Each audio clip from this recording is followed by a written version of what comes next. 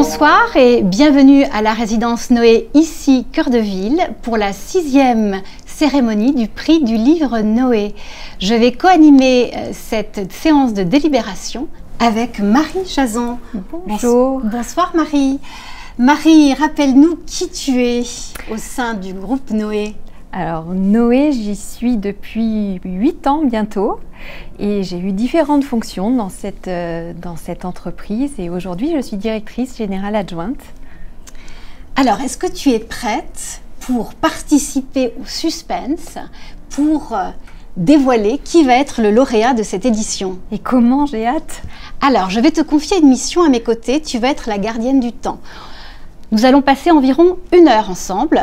On va essayer de ne pas trop dépasser avec les échanges et les discussions. Marie, est-ce que tu peux nous rappeler, pour ceux qui découvrent ce prix littéraire, pourquoi il est un temps fort au sein des résidences chaque année au mois d'octobre? Alors, la lecture a toujours eu une place à part dans les résidences Noé. À titre d'illustration, chaque année, on achète 1500 livres qui, toutes les 6 semaines, sont livrés par coffret thématique dans les résidences pour nourrir le club de lecture de chacune des résidences. Quant au prix du livre, il en découle, il est l'objet de débats, au-delà de ce rendez-vous qui est attendu par tous, par les résidents et leurs proches qui peuvent y assister. C'est un moment qui permet de débattre, qui permet aussi, entre différentes générations, de se passer les conseils de lecture, entre arrière-grands-parents, grands-parents, enfants, petits-enfants, de se dire un petit peu ce qui nous a émus, ce qui nous a touchés pendant cette année de lecture. Alors en 1927, André Gide écrivait dans Les Nourritures terrestres « Famille, je vous hais ». C'était un cri contre le repli sur soi, les bonheurs égoïstes.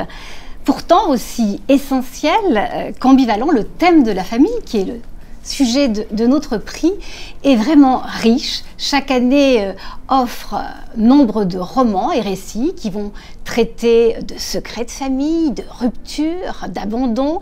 C'est la quête de l'identité, des racines. Alors j'aimerais justement, par rapport à ce thème de la famille que l'on a choisi pour ce prix, pourquoi fait-il sens chez Noé? Alors nous, il nous tient vraiment à cœur d'avoir un esprit maison de famille dans chacune de nos résidences. Il faut que chacun s'y sente bien. Cet esprit, il se conçoit et il s'anime avec les équipes, avec les résidents, avec leurs familles, mais aussi avec tout ce qui environne les résidences.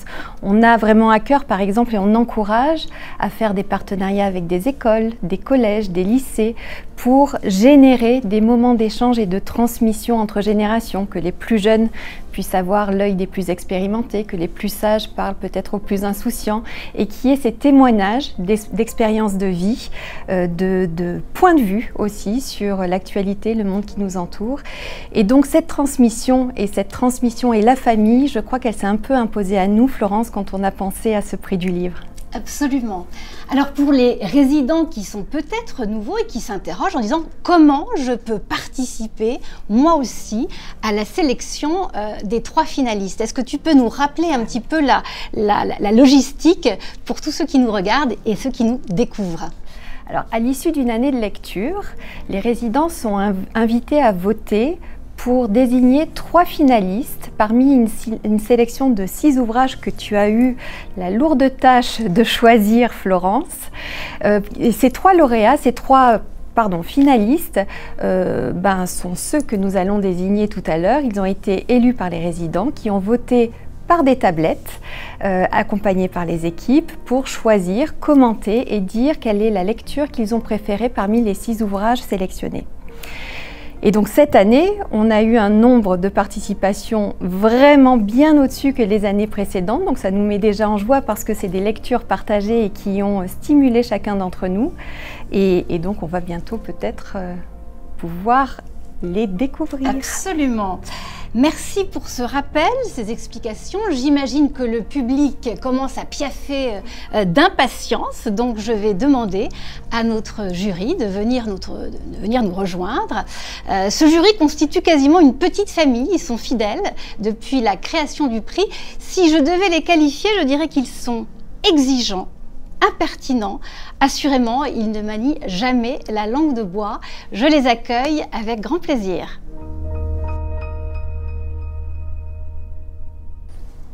Bonsoir et bienvenue à tous. Je suis vraiment heureuse de vous retrouver. Alors, à ma droite, notre présidente, toujours aussi pétillante, Brigitte Fossé. Brigitte, est-ce que tu as un petit mot à nous dire? Je suis heureuse de vous retrouver. Je suis heureuse d'avoir cette tâche de la rentrée qui me fait prolonger les vacances en m'obligeant à lire. Je trouve ça génial. Éric Bouillet. Alors Éric, il touche à plein de choses. Il a été médecin, il a travaillé dans la communication et c'est surtout celui qui peut vous convaincre de lire sans Antonio Frédéric Dard. Un petit mot, Éric? Sur Frédéric Dard, par exemple, un mot, c'est pas possible. Il faut commencer une conférence. À quand les prochaines conférences? Peut-être bientôt chez Noé? Non, ma grande passion en ce moment, c'est les maths. Je fais une pause avec Frédéric Dard et je m'occupe de mathématiques sans être mathématicien. Et je peux vous dire que c'est à la fois enthousiasmant et j'ai un regard assez méprisant de la part des élites mathématiques qui ne comprennent pas à tel point... Enfin, attends, je prends la parole là trop longtemps. Ce sera un autre débat, Éric, et un autre sujet. Élodie Fondacci, que l'on peut retrouver tous les jours de... Absolument, tous les jours sur Radio Classique, entre 14h30 et 18h, puisque j'ai la chance d'animer tout l'après-midi sur Radio Classique. Donc voilà, faire partager avec les auditeurs tant de beauté et de réconfort, c'est toujours un plaisir pour moi. Et puis j'ai aussi cette émission de contes de fées, toujours sur Radio Classique en podcast, qui est un gros bonheur pour moi parce que c'est un travail d'écriture et en même temps un travail de transmission. Transmettre des histoires, faire découvrir la musique classique aux plus petits, voilà, par le pouvoir des mots et de la musique. Donc je m'amuse beaucoup et ça fait 20 ans que ça dure. Donc voilà.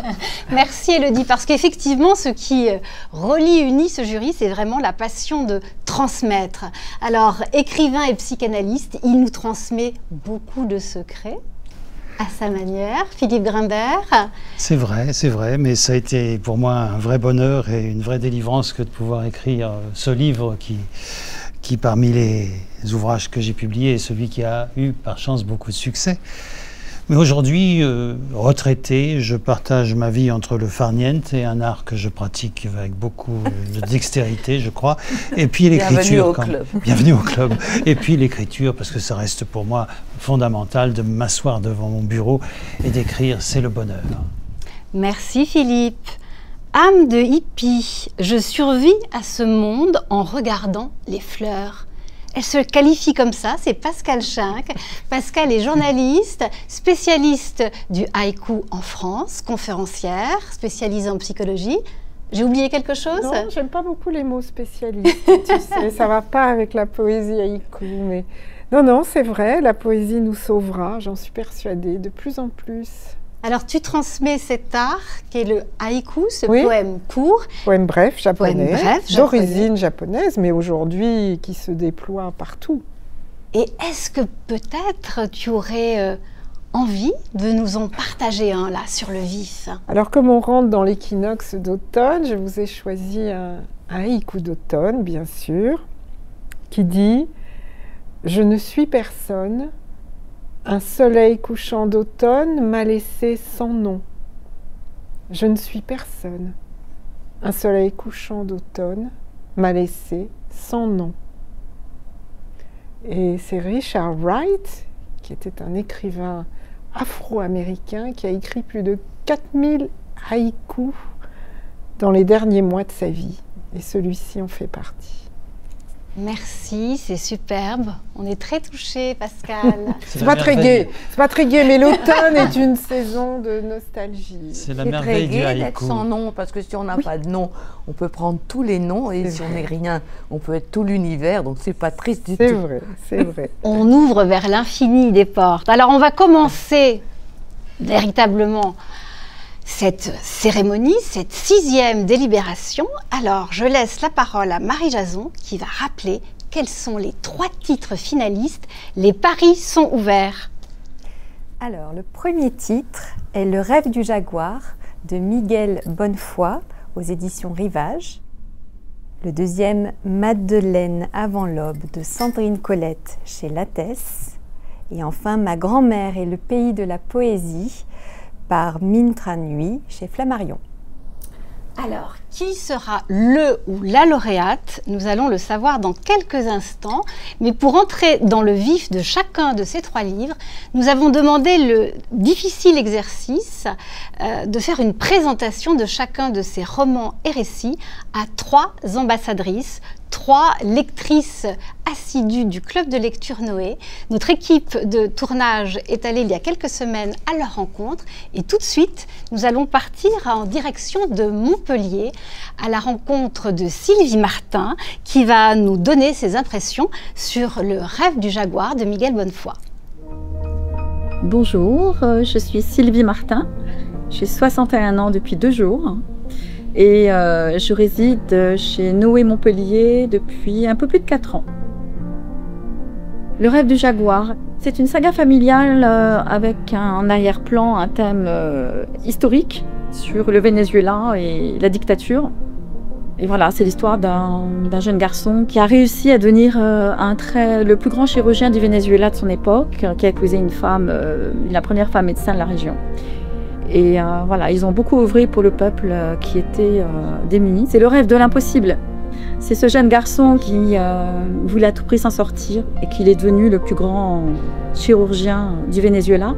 J'ai souhaité soutenir ce livre parce qu'il donne de l'espoir, en sachant que même si on pense que rien n'est possible, eh bien finalement on peut toujours y arriver, même si le contexte politique, économique du pays ne nous permet pas d'espérer, espérer, ça donne des résultats. Or, cette vieille illusion du combattant, ce rêve d'un retour héroïque pour continuer la lutte sociale, ce mirage ne demeura jusqu'à la fin de sa vie qu'une chimère, car sa rencontre avec Venezuela lui fit débuter une autre révolution, celle de la famille. Ce n'est pas tant qu'il tourna le dos à sa cause et jamais jusqu'à sa mort, mais l'amour avait gagné cette bataille sur la politique.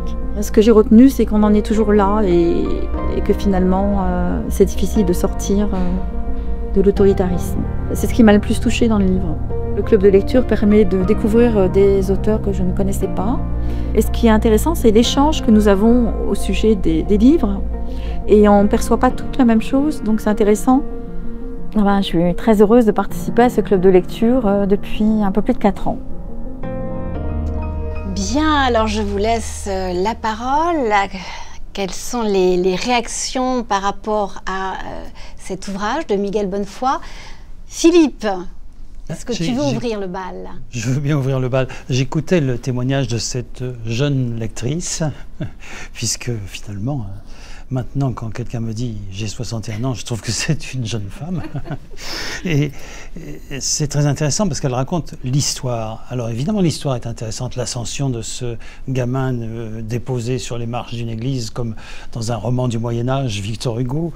Mais à la limite, ce n'est pas tant l'histoire, moi, qui m'a touché, c'est le style, c'est le flamboiement, c'est la fantaisie, c'est la luxuriance de cette écriture qui, évidemment, comme à vous, je pense, m'a fait penser à Gabriel Garcia Marquez, 100 ans de solitude. On est dans cette atmosphère-là. Elle est extraordinairement bien décrite. J'ai été emporté par cette histoire, mais surtout par le style. L'histoire elle-même, oui, bon, c'est une ascension, c'est une réussite à partir de rien. C'est très touchant. Mais c'est pas ça qui m'a le plus intéressé. C'est vraiment ce côté baroque de l'écriture, du style et du flamboiement de l'intrigue. Merci Philippe. Une réaction, Pascal, sur le style? Oui, alors malheureusement, cher Philippe, je suis dans le même sens que vous, c'est-à-dire j'ai pensé à Gabriel Garcia Marquez absolument tout de suite, et malheureusement pour Miguel Bonnefoy, parce que finalement, j'ai même retrouvé des procédés qu'il y a dans 100 ans de solitude, hein, par exemple la balle. Il y a une balle à un moment qui traverse des villages avant d'atteindre sa cible, qui traverse des personnes, Bon, ça c'est vraiment quand on a lu 100 ans de solitude, on ne peut pas ne pas y penser.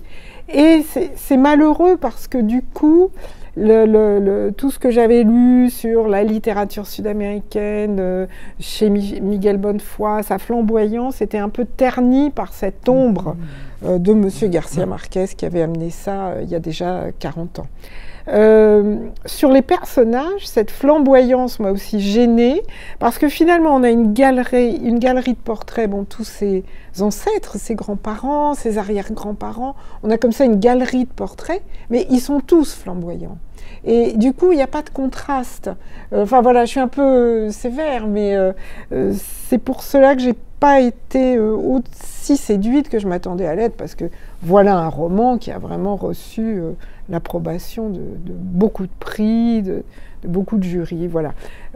Au bout d'un moment, si tout le monde est flamboyant, eh bien, la narration devient ennuyeuse aussi. C'est toujours cette histoire de cocktail, de force, le dosage, d'équilibre. Et là, bon, bah, ils sont tous... Au point que je ne me souviens plus vraiment qui est qui, parce qu'ils étaient tous emportés par des images absolument presque surhumaines. Enfin voilà, je suis peut-être un peu sévère, mais c'est mon sentiment. Élodie, veux-tu réagir aux propos de Pascal sur cette surabondance qui finalement noie peut-être La surabondance, c'est la nature même du baroque. Donc effectivement, oui, bien sûr, il y a de l'excès, mais je crois que c'est la nature même de cette écriture. Je suis un peu plus d'accord avec Philippe. C'est vrai que c'est un roman qui, pour moi, incarne le mot romanesque. C'est-à-dire que c'est foisonnant, on voyage immobile, on est effectivement emporté par une histoire. C'est très agréable aussi, cette lecture qui permet de s'évader. Moi, j'ai beaucoup aimé dans ce livre cette histoire d'amour. Il va conquérir cette femme qui se refuse à lui en allant recueillir des centaines d'histoires d'amour qu'il lui offre dans un cahier. Alors ce passage-là me séduit, la romanesque que je suis. Voilà, après... luxuriance, évasion, c'est quand même un roman qui tresse la petite histoire avec la grande histoire de façon assez magistrale. Non, j'ai beaucoup aimé ce livre qui effectivement a été abondamment primé. Qu'est-ce que tu en penses, Éric? Je vais juste vous dire un mot sur les 3 livres en même temps, en introduction. On va peut-être... Non, je vais voir, c'est très court. C'est la première fois... On n'en est pas à élire, là. Il faut être spécifique, Brigitte, écoutez-moi. C'est la première fois que je lis, depuis 6 ans, les 3 livres sélectionnés en 3 jours. 3 ou 4 jours, très rapidement. Donc, uniquement sur la qualité que je ressens, moi, de l'écriture. Il y en a un que j'ai trouvé très largement au-dessus des 2 autres. Et du coup, tout le reste m'a paru fabriqué. Et parmi ceux qui m'ont paru fabriqués, il y a celui de Mickaël Bonnefoy. Pourtant, j'ai adoré les premières pages. Mais ça s'est arrêté assez vite. L'histoire de cet enfant... abandonné avec son petit gris-gris, là. J'ai trouvé ça formidable. Moi, je n'ai pas pensé à Garcia Marquez, parce que je l'ai lu il y a 40 ans. J'ai pensé au Parfum, vous savez, ce gamin qui naît dans les déchets de poissons, là. Je m'attendais à toute une saga autour de cet homme, Antonio, et ça commence comme ça. Et là, dès la page 5, il m'a tué. Il m'a tué parce que à la page 5, il annonce qu'il va devenir un grand chirurgien. Et chaque fois qu'il parle d'un personnage, on sait, avant même d'avoir des détails sur sa vie, que Anna Maria, ça, va devenir la première femme médecin, etc., etc. Et à chaque fois, ça revient. Et à chaque fois, ça a été un frein pour découvrir le reste. Et puis sur l'écriture, alors ça foisonne, mais l'écriture qui foisonne, il arrive un moment où c'est très ennuyeux parce que c'est plein d'adjectifs, c'est plein de... Enfin, c'est pas fluide, quoi. Donc peut-être qu'il a voulu faire, comme Garcia Marquez, je ne sais pas, de la réalité magique, c'est un peu comme ça qu'on appelle le réalisme magique. Mais j'ai pas été sensible à ça, quoi. Je me suis perdu dans tous ces personnages et ça m'est un peu tombé des mains, quoi. Alors, Brigitte, est-ce que toi, il a eu un coup de cœur? Est-ce qu'il t'est tombé des mains? Est-ce que tu as été embarquée par justement ce côté baroquant, foisonnant? J'ai été séduite et je n'ai pas abandonné. C'est-à-dire que j'ai trouvé cette langue très séduisante, surtout le départ. J'adore ce sujet de ce garçon abandonné, contraint d'être complètement sauvage, réduit à l'état d'un animal par la mendiante qui est obligée de le faire survivre parce qu'elle ne peut pas faire autrement. J'ai trouvé ça vraiment fascinant. Et puis après, bon, mon Dieu, comme je suis une optimiste, j'étais bien contente qu'il devienne chirurgien.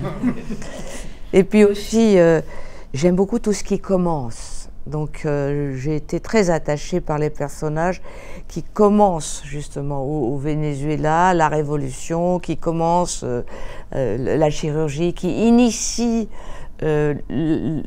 l'activité humanitaire pour la première fois dans ce pays. Donc, tout ça, j'adore, j'adore, j'adore. J'ai été un peu déçue par le fait que la petite fille de ces deux héros tombe amoureuse de l'Europe. Peut-être parce que j'aime trop le voyage, j'aime trop être dépaysée. J'ai trouvé ça vraiment inutile. J'aurais préféré rester avec eux, voilà. Donc c'est tout. Bien. Le suspense reste entier. Donc tout de suite, nous allons enchaîner avec le deuxième titre. Et cette fois-ci, nous nous rendons à Limoges. Nous allons écouter Chantal Lacourte nous présenter Sandrine Colette et Madeleine avant l'aube aux éditions Lattès. Donc je m'appelle Chantal Lacourte, j'ai 77 ans. Et je vis à la résidence Noé Limoges depuis 1 an. Et je suis extrêmement heureuse d'être là. Madeleine avant l'aube. Donc c'est l'histoire de 2 familles qui vivent dans un hameau perdu. Ils se heurtent à la famine, au grand froid et au fils du châtelain, un prédateur. Cela aurait pu durer des jours et des jours, mais Madeleine est arrivée et elle a bouleversé effectivement cet univers. Madeleine symbolise des jours nouveaux. C'est une histoire très sombre, mais avec une écriture que je qualifierais de solaire.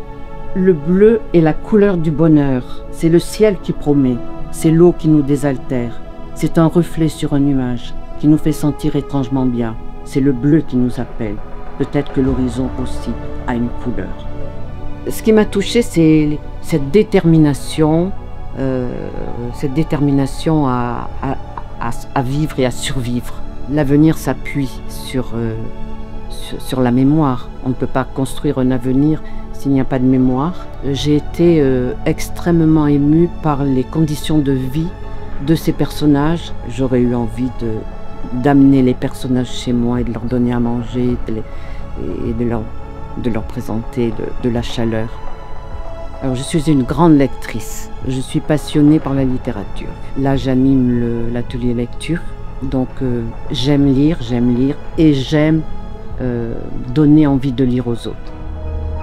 Merci à Chantal Lacourte pour cette très touchante présentation du livre de Sandrine Colette. Qui veut réagir? Je n'impose pas un tour. Spontanément. Je veux bien. Moi, ça a été mon coup de cœur absolu, en tout cas avant même qu'il me soit proposé par les résidentes de Noé. Je l'avais lu auparavant et c'est vrai que c'est le livre qui m'a le plus frappé cette année. Même si, comme me disait ma voisine Pascal, il y a des moments douloureux qui sont un peu étirés complaisamment et qui font souffrir le lecteur. Mais c'est quelque chose d'incroyable, ce livre, parce qu'il est intemporel, même si on peut le situer et dans un lieu et dans une époque, peu importe. Je crois qu'il y a quelque chose qui fait, dans l'écriture même, que c'est un récit qui se passe probablement au Moyen-Âge, mais qui est parfaitement actuel. Et puis, il y a cette... J'en dirai pas plus pour ceux qui ne l'ont pas encore lu, cette incroyable surprise de la fin de la première partie du livre, où là vraiment on ne s'y attend pas. Et ça, voilà, j'espère donner envie au lecteur d'aller voir de quelle surprise il s'agit. C'est violent, c'est magnifiquement écrit, c'est un portrait de femme sauvageonne absolument sublime. J'ai adoré ce livre, voilà, je ne peux pas vous en dire plus. Merci Philippe. Pascal, tu enchaînes directement? Alors aujourd'hui, c'est pas mon jour. Je me suis ennuyée, mais enfin Pascal, c'est pas possible. J'étais dans les Cévennes, le Gard, je ne sais pas où, et je marchais sur des chemins pierreux sans fin, et après j'avais froid. Et vraiment... Et tout ça pour finalement des silhouettes de personnages que je ne sentais pas incarner. qui ne me... Alors c'est le contraire finalement de Miguel Bonnefoy. C'est-à-dire que là, on est dans l'ascétisme et de l'écriture. Moi, j'aime bien les écritures un peu ascétiques, donc de ce côté-là, j'étais comblée. Mais les personnages, par contre, ces deux jumelles, elles n'existent pas vraiment, elles n'ont pas de chair, enfin, elles ne m'ont pas parlé. Et pourtant, vous voyez, j'ai pensé à, par exemple, La Route de l'immense McCormack aux États-Unis, qui est un livre comme ça qui se passe dans un paysage vide, désolé, avec deux personnages qui marchent. Et ben, j'avais plus d'émotion qu'avec elle. Là, il y a quelque chose du point de vue narratif, du point de vue de l'histoire qui m'a frustrée. Parce que bon, on sait que c'est difficile, on sait qu'elles sont dans un régime vraiment féodal, on comprend que c'est dur, on comprend que c'est violent, on comprend qu'il fait froid sur près de 40 pages où il fait froid. Voilà, je suis un peu sévère. Élodie, réaction? Non, je ne suis pas d'accord avec toi. Moi non plus. Aujourd'hui, débattre fermement. Alors moi, j'ai été éblouie par ce livre. Là où je suis d'accord, c'est que la comparaison avec La Route est infiniment intelligente. Dans La Route, si on s'en souvient bien, ce livre m'a profondément marqué, il y a une infinité de nuances de gris. Et bien là, il y a une infinité de nuances de froid, de faim, effectivement, sans pour autant que jamais elle ne se répète. Et j'ai trouvé ce style absolument merveilleux. Donc on a affaire à effectivement une petite fille qui... Au début, on ne sait pas que c'est une petite fille, on croit que c'est un petit animal sauvage qui s'est introduit. Donc on a un groupe de fermes isolées, il y a 2-3 maisons, quelques personnes qui ne peuvent pas partir de cet endroit parce que on est effectivement probablement au Moyen-Âge et bien sûr on ne peut pas aller bien loin à pied. Donc ces gens vivent là en vase clos et un jour il y a du pain qui est volé, on se demande ce qui s'est passé et c'est effectivement une toute petite fille sauvage, presque un petit animal qui va être recueillie et qui va devenir l'ami des enfants de qui a déjà été abandonné probablement. Ah, voilà, donc et donc on est dans ces liens très très solides entre ces gens et c'est presque un conte en fait. Moi c'est ce qui m'a beaucoup touchée, probablement par des formations professionnelles. C'est un conte cruel, certes, c'est très difficile, mais qui nous redit à quel point on peut avoir faim et froid. Je crois que je l'avais oublié. Et je crois que j'avais oublié à quel point on était vulnérable encore aujourd'hui. Et ce livre nous le rappelle. Non, j'ai été très très touchée par ce livre. Je t'interromps, mais c'est juste parce que tu m'as donné une idée. J'avais pas vu ça quand tu dis qu'en effet, au départ, cette petite fille, on pense que c'est un animal, et qu'à l'inverse, il y a un animal qu'on prend pour un humain. Exactement, c'est très vrai. Très juste, bien vu. Brigitte, je crois que tu voulais réagir tout de suite. Oh non. Éric, vas-y. Moi, j'ai été absolument ébloui par ce livre. Figurez-vous que juste avant, peut-être la veille ou 2 jours avant, je vais faire une référence littéraire, je venais de terminer le livre d'Isabelle Autissier, qui s'appelle « Un enfant du grand hiver », quelque chose comme ça, vous m'excusez si j'écorche le titre. Je croyais être arrivé au bout de la souffrance, de la faim et du froid, puisque c'est l'histoire d'une petite Inuit qui va partir avec Rasmussen après, donc qui va avoir aussi une vie extraordinaire. Et là, au fur et à mesure où je lisais ces 40 pages sur le froid, à la fois je me délectais, si on peut dire, le mot n'est peut-être pas très élégant, mais je me dis, mais quel talent, elle a vécu quelque chose, elle a vécu au Moyen-Âge, cette femme, pour pouvoir retranscrire ça de telle manière. Donc, avec un style flamboyant. Et puis j'ai vu autre chose aussi derrière. Et tu l'as évoqué, Philippe. J'ai vu quand même une métaphore de notre monde d'aujourd'hui. Elle dit, c'est une charge contre les hommes, contre certains hommes féroces. Elle dit à un moment, on les appelle des crevards, ce sont seulement des hommes. C'est fort, ça, c'est fort. Et elle fait allusion, bien sûr, aux seigneurs. Et on peut imaginer aujourd'hui qui sont les seigneurs. Et donc j'ai trouvé ça extrêmement intelligent. D'où le terme très juste employé par notre résidente, le terme de prédateur, je crois, qui résume parfaitement. Qui a magnifiquement parlé du livre. Absolument. Oui, il faut souligner ça. Oui.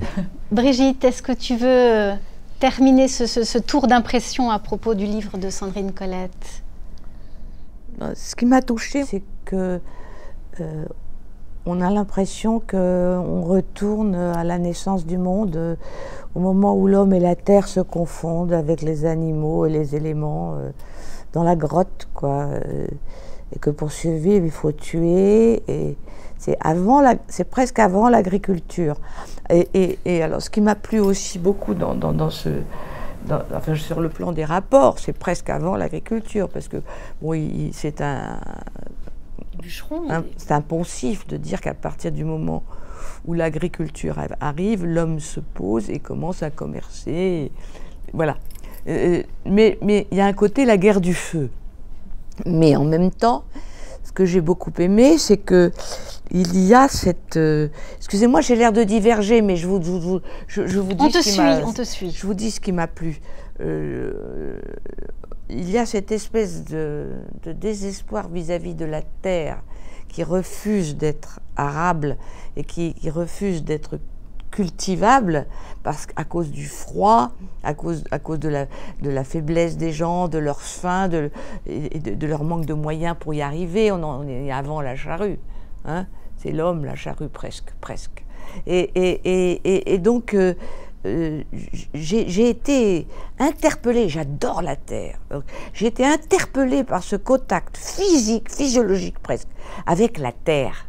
C'est-à-dire que dans la faim, dans le froid, on a froid parce qu'on est sur la terre et on essaye d'en tirer quelque chose pour survivre. On essaie de la changer, de la rendre arable, de la rendre cultivable, de la rendre féconde.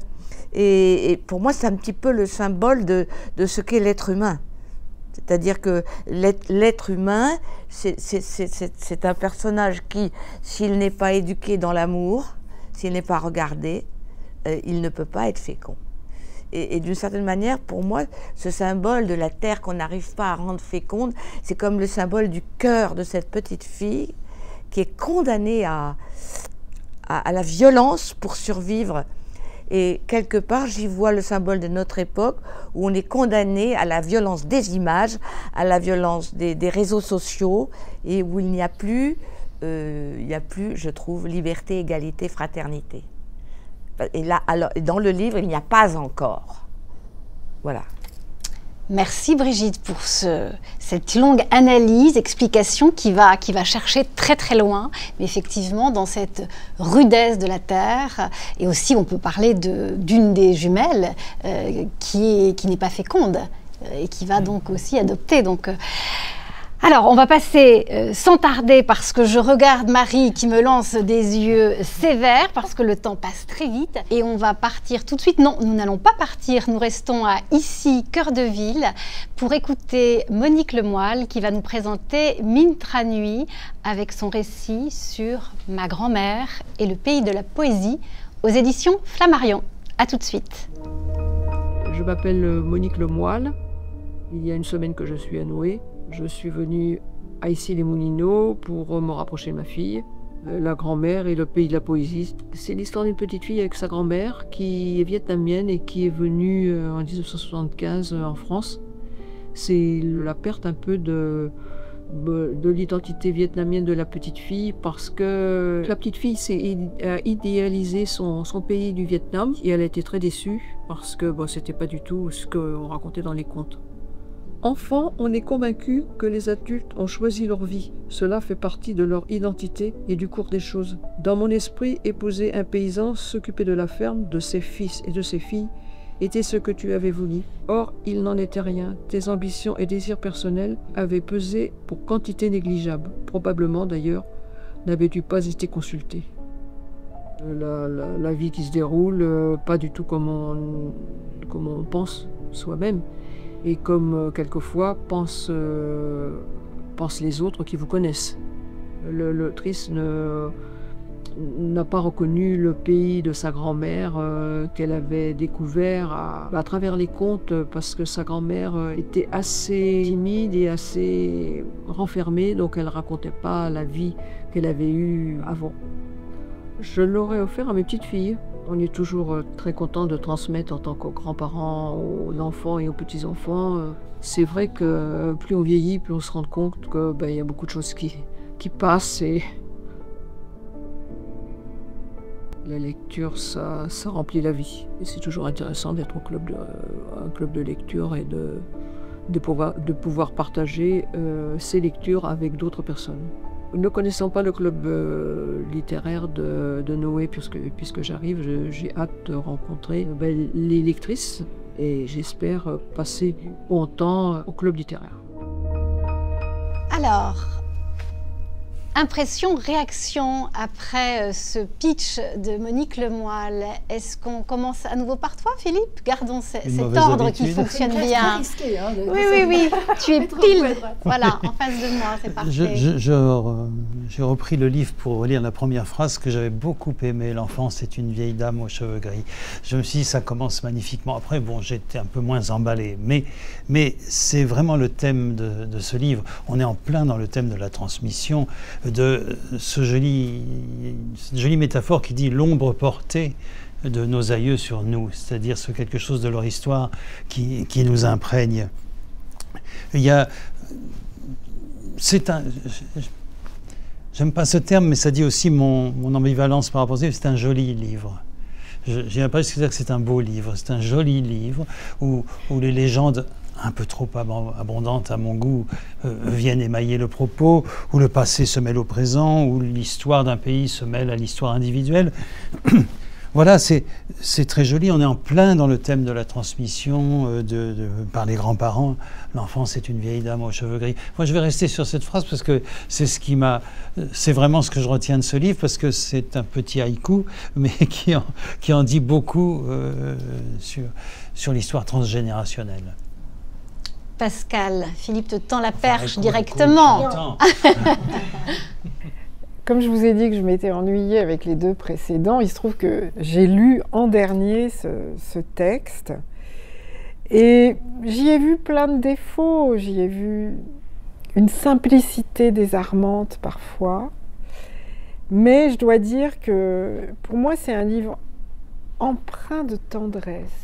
Et la tendresse, c'est quelque chose que je ne sens plus beaucoup dans notre monde. Et cette relation de cette petite fille qui essaye de communiquer avec sa grand-mère, qui sent qu'il y a quelque chose qui se passe avec sa grand-mère, mais qui n'a pas la même langue que sa grand-mère. C'est un livre sur la langue, sur le langage, sur le fait qu'on cherche, je crois, avec nos aïeux, même si on parle français comme eux et qu'on a la même langue, on cherche à atteindre leur passé, leur vie, à comprendre dans quelle époque ils vivaient. Et c'est ça qui m'a passionnée, c'est que à travers l'histoire d'une grand-mère vietnamienne, elle raconte nos empêchements de communication avec nos aïeux. Elle raconte en plus comment parfois ça se retransmet, puisque on apprend dans la dernière partie du livre qu'elle-même a un fils autiste et qu'elle se heurte là encore à la difficulté j'aime pas le mot communiquer, mais d'un langage commun, d'images communes, d'un langage émotionnel commun. Alors ça m'a touchée et je me suis dit, je fais le pari de la tendresse, même si parfois il y a un peu oui, on dirait quelque chose d'un peu trop léger. En revanche, son tissage des souvenirs avec les contes m'a beaucoup plu, parce que d'abord, je ne connais rien du Vietnam, à part sa délicieuse cuisine dont elle nous parle un peu. Je ne connais rien du Vietnam, et ces contes asiatiques m'ont beaucoup porté. J'y ai vu quelque chose d'une transmission, justement, que je n'avais jamais eue.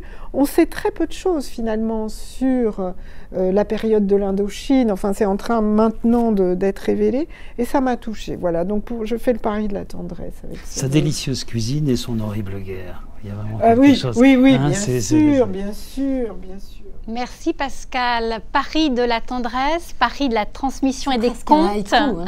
C'est drôle parce que j'ai raconté il y a quelques années un conte de Mintra Nui à la radio. Un conte voilà, donc ça m'émeut beaucoup.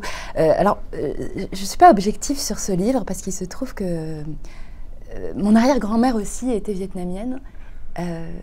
Elle l'appelle Ba, chez nous aussi c'était Ba Noi, effectivement, donc forcément ça a une résonance particulière qui je pense, a parasité ma lecture, entre guillemets. Mais néanmoins, évidemment, ce livre est pour moi un petit peu en deçà des deux autres.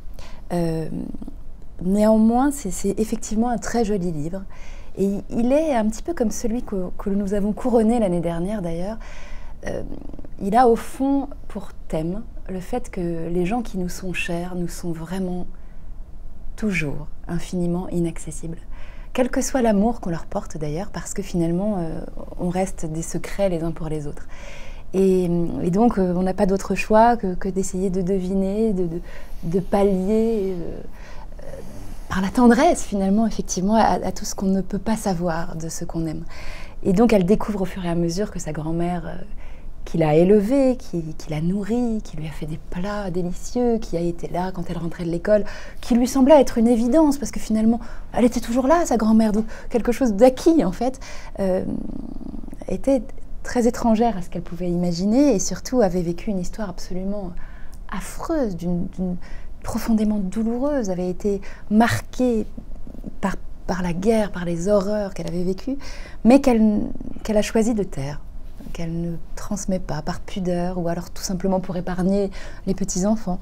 Et voilà, ça me touche profondément. Ce qu'on ne sait pas des autres, ce qu'on découvre d'eux, ce qu'on est obligé de reconstituer, de tisser par les mots, parce qu'on n'a pas d'autre choix et on ne sait pas comment faire finalement. Donc c'est quand même un livre qui... Mais d'ailleurs les trois sont magnifiques. Ce n'est pas celui que je vais choisir, néanmoins c'est un beau livre. Très beau livre. J'ai beaucoup réfléchi en lisant ce livre. Je suis d'accord sur la tendresse, sur un joli livre, bien écrit. Mais je suis comme toi, je ne suis pas objectif, je ne peux pas être objectif, parce que j'ai passé 2 ans et demi en Asie à cette époque, j'ai travaillé dans les camps de réfugiés vietnamiens, laotiens, cambodgiens, et qu'aujourd'hui, je fais un travail sur la mémoire du génocide khmer. Ça pourrait être sur également les Vietnamiens. Alors, quand j'aborde un livre comme ça, j'ai une vue qui n'est pas impartiale, et je ne peux être que déçu, parce que je me rends compte qu'elle ne transmet strictement rien, une histoire personnelle, la mort effectivement de son mari et de son beau-père, je crois, mais qu'elle ne transmet rien, et que je retrouve exactement le même phénomène avec les enfants et petits-enfants de réfugiés qui ne savent strictement rien de l'histoire de leur pays. Et c'est pourtant les guerres civiles les plus meurtrières de l'histoire de l'humanité. Hein, et on ne peut pas en rester à quelques drames. Vous parlez des Khmers ou des Vietnamiens là? Je parle des Khmers, mais les Vietnamiens aussi ont beaucoup souffert. C'est ces 2 pays qui ne s'entendaient pas très bien, qui ne se sont jamais très bien entendus. Donc vous voyez, j'ai abordé ce livre avec... je me dis, mais voilà, c'est un livre de plus sur une histoire familiale, mais où on ne se raconte pas grand-chose. D'ailleurs, je crois qu'au chapitre 2, elle dit « Tu ne m'as parlé qu'une seule fois du passé ». Et puis au chapitre 3, elle dit « Tu ne m'as plus jamais parlé du passé ». Enfin, elle ne saura rien, et c'est très dommage. Donc voilà. Mais on découvre après. Brigitte, je te laisse enchaîner. Alors, découvre quoi? Je suis pas du tout et d'accord juste avec un vous. mot sur les contes. J'ai eu l'impression que, ne sachant pas quoi dire, elle mettait des contes, mais que c'était du remplissage. Voilà, je l'ai vécu comme ça, excusez-moi, mais je l'ai vécu comme ça. Brigitte, on te laisse partager tes impressions. Pour une fois, je ne suis pas du tout d'accord avec vous. Alors que d'habitude, je suis toujours d'accord avec vous. Oui. Alors, pourquoi? Ça, c'est la petite histoire. Enfin bref. Moi, j'ai eu l'impression qu'il y avait beaucoup de sujets traités dans ce livre. Beaucoup de sujets traités. Évidemment, tout ce que vous avez dit, c'est-à-dire j'ai rien à répéter là-dessus, sur la langue, les échanges possibles. Il est vrai que quelqu'un qui a vécu des horreurs comme ça, c'est vrai que c'est magnifique que ça se traduise par une double nourriture. Elle veut nourrir sa petite fille du rêve de la culture vietnamienne. Elle ne lui raconte pas l'histoire, c'est trop douloureux.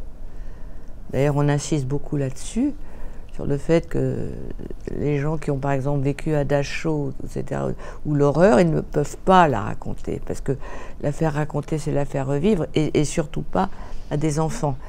Et d'autre part, sur le fait qu'elle lui donne à manger, ce qui est une forme de langage. donner à manger à quelqu'un, c'est une forme de transmission du langage.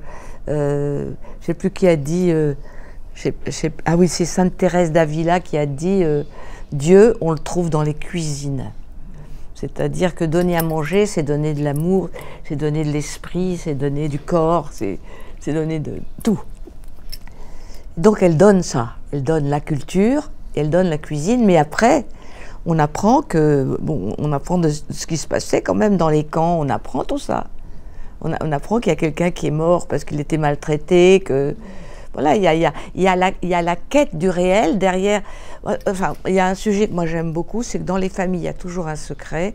Et plus la chose est secrète, plus après on va faire tout ce qu'on peut pour découvrir la réalité. D'autant plus que c'est un écrivain. Donc, comme elle a été nourrie dans la poésie, elle a absolument besoin du complément réel, de la réalité. Parce qu'une culture, c'est pas seulement sa poésie, mais c'est aussi sa terre et son sang, et le sang versé. Et on a besoin des deux pour être écrivain, je pense. Je ne suis pas écrivain, mais il me semble. Et donc, moi, je suis très, très, très touchée par ce livre. Très touchée parce qu'il y a aussi une chose qu'on a peut-être oublié de dire, c'est qu'elle explique que tout ce qui n'a pas été communiqué par le langage de sa grand-mère, qu'elle ne peut plus partager, puisque c'était du vietnamien, et qu'elle ne peut pas partager avec son fils, puisqu'il est autiste, l'écriture est comme une résilience qui est une espèce de caresse, de baume sur le fait qu'elle n'a pas pu, par le langage oral, communiquer avec ceux qu'elle aime. Et si vraiment il y a un livre qui encourage à écrire, c'est bien ce livre. Voilà. Merci Brigitte. Alors, qu'est-ce que l'on fait? Est-ce que l'on passe directement au vote ou est-ce qu'il y a encore une envie de convaincre, de discuter, d'argumenter sur ce qui vient d'être dit? Je pense qu'on va... Est-ce que vous auriez un petit haïku très court, parce qu'on n'a pas le temps, mais est-ce que vous avez un petit haïku pour résumer votre pensée? Chacun d'entre vous. Ah, c'est une bonne idée.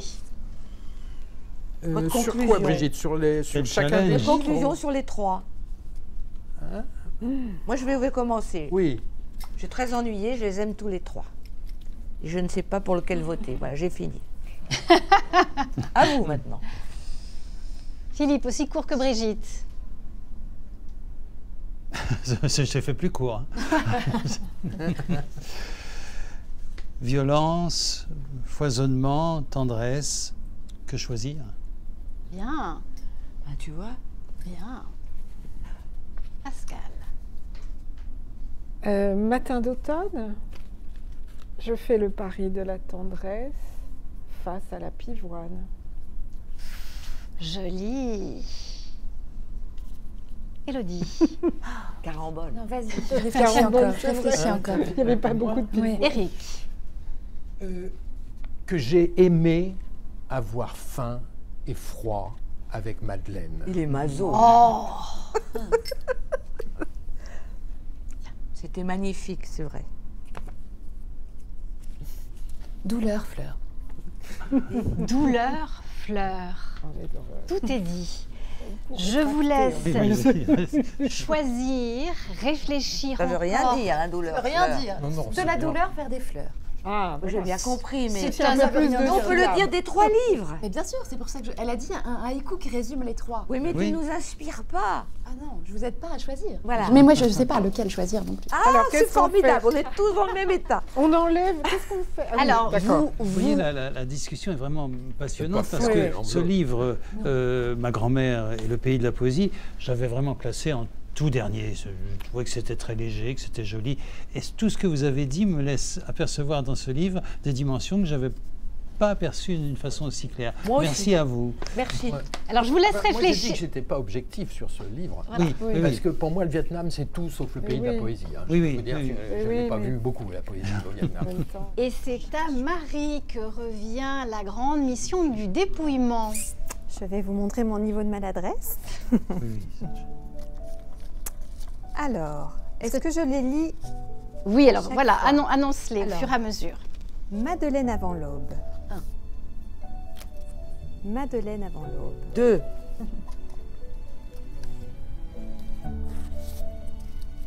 Madeleine avant l'aube.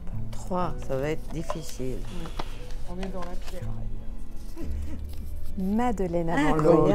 C'est comme les tirs au but au foot. C'est gagné. plié. C'est intéressant de voir jusqu'au bout quand même. Oui, Ma bien sûr. grand-mère et le pays de la poésie. Très bien. Transparent. Ah, carrément, c'est caché là. Ma grand-mère et la poésie. Ah, quand même. Très bien, ça. Comme quoi, le débat, la discussion peuvent faire évoluer les perceptions. Eh bien, nous applaudissons notre lauréate 2025. Merci, Eric. Marie, tu peux peut-être rappeler qu'il y a quand même une belle récompense pour la lauréate. Effectivement, une dotation de 5 000 €. Voilà. Et puis, il y a un rituel. Lorsque l'on fait cette cérémonie, nous demandons à notre présidente de lire un extrait. Alors, je l'ai préparé ici. Est-ce que tu préfères directement dans le livre ou l'extrait choisi ici? Qu'est-ce qui est le plus simple?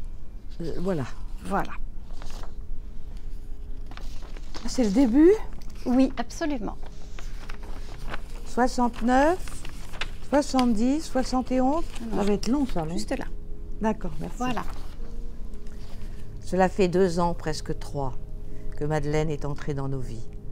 Je me souviens encore de la nuit où Rose et moi l'avons attrapée, car il n'y a pas d'autre mot pour décrire ce que nous avons fait à ce petit animal sauvage, qu'aucune parole n'aurait pu raisonner.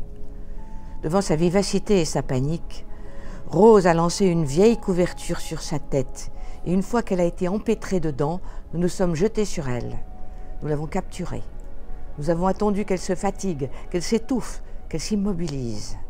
Ensuite, nous avons pu l'emmener, la traîner serait plus exact, jusqu'à la maison.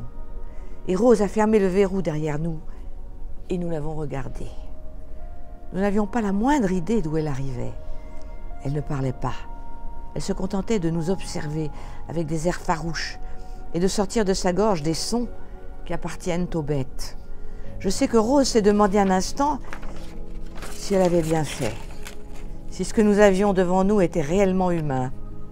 Cela ressemblait au diable. Cela crachait et sifflait comme un serpent en colère. Et pourtant, elle était adorable, cette petite fille. Nous en étions conscients tous les deux. Un joli visage tacheté de rousseur et de crasse, oui. Pendant 7 jours, nous l'avons gardée cloîtrée. Jamais la maison n'avait eu sa porte si souvent fermée.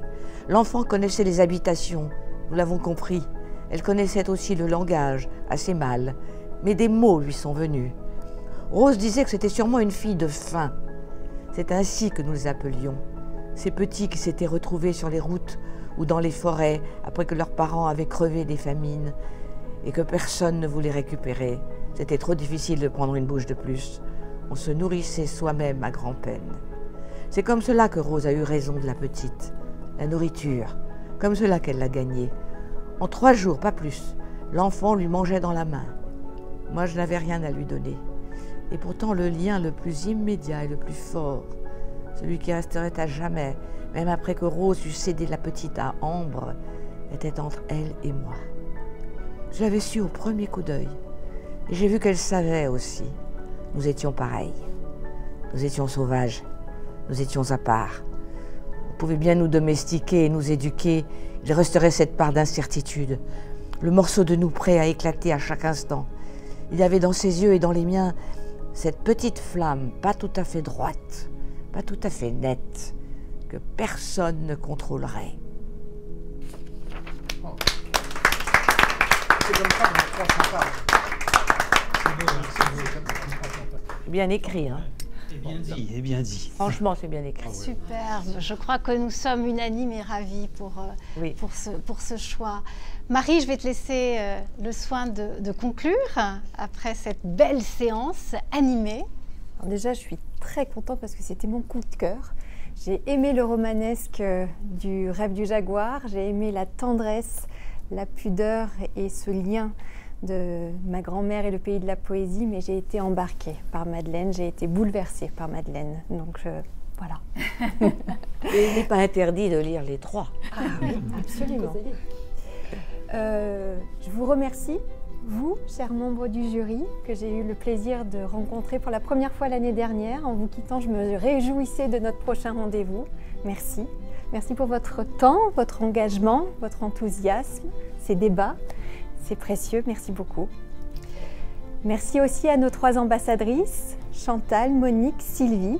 Merci aux équipes de Noé qui ont aussi pendant toute l'année mené les clubs de lecture et accompagné les résidents dans ces belles lectures. Tout est dit et bien dit. Avant de nous quitter, j'aimerais juste adresser évidemment toutes nos félicitations à Sandrine Colette, au nom des résidents, au nom des membres du jury et des équipes de Noé. Sandrine Colette vient rejoindre notre belle galerie de lauréats après Anne Icard, Olivier Macbouchard, Mathias Malzieu, Marie Charel et François Garde. Alors je rappelais en ouverture Gide s'exclamant « Famille, je vous hais » et j'ai envie de vous dire en référence à ce titre de Luc Ferry, oui, famille, je vous aime. Alors vive la famille, vive la transmission et surtout, vive la lecture. À l'année prochaine.